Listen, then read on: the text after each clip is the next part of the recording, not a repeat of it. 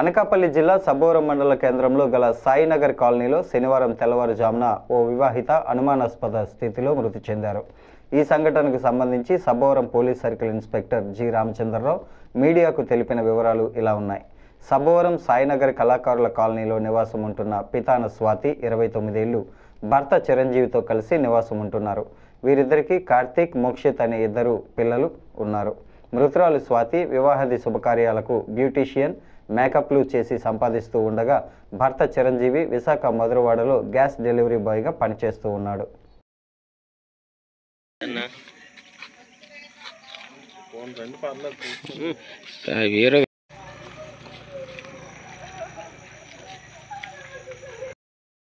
సాయినగర్ ఉందండి. అక్కడ స్వాతి, చిరంజీవి అనేసి భర్త భార్యలు.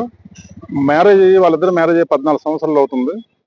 స్వాతి అన్న అమ్మాయి మ్యారేజ్ కి, మెచ్యూర్ ఫంక్షన్స్ కి, ఈవెంట్స్ కి మేకప్ చేస్తుంటది, డ్రెస్అప్ మేకప్ చేస్తుంటది. ఆ చిరంజీవి గారు మధురవాడలో గ్యాస్ డెలివరీ బాయ్ గా పనిచేస్తున్నారు. ఆ అమ్మాయికి ఏదో డిస్టర్బెన్స్ వచ్చి, ఫ్యామిలీ డిస్టర్బెన్స్ వచ్చి భర్తని దూరంగా ఉంటుందని అలా మా సొంత తల్లి గారే చెప్పారు. ఆ ఇష్యూలో అంటే నిన్న సూసైడ్ చేసుకున్నదండి. కేసు దర్యాప్తు చేస్తున్నాం. సాయినగర్ లో తన ఇంట్లోనే సూసైడ్ చేసుకున్నది, అంటే ఉరి పోసుకున్నది అనమాట. 2 మగపిల్లలండి.